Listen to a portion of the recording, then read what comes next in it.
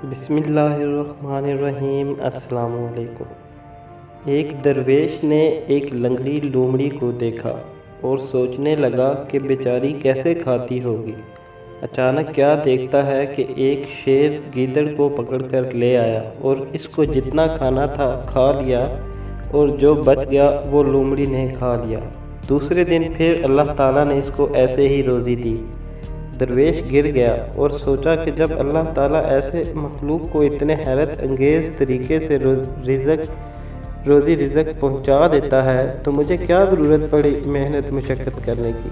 چونٹی کی طرح گھر میں بیٹھ گیا اور کہنے لگا کہ ہاتھی کون سا اپنی طاقت کے بل بوتے پہ کھانا کھاتا ہے کہ کئی دن بیٹھا رہا بڑے مزے سے کہ غیب سے روزی آئے گی، مگر کسی نے نہ اپنے رشتہ دار نے پوچھا نہ کسی بیگانے نے۔ ستار کی تاروں کی طرح رگیں ہڈیاں اور کھال ہی رہ گئی۔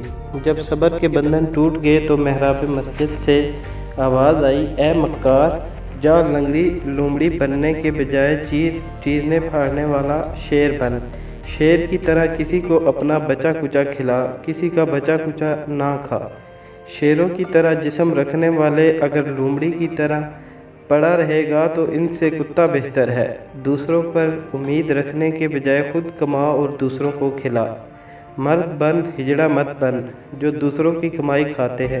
خدا اہل کرم پر ہی کرم فرماتا ہے۔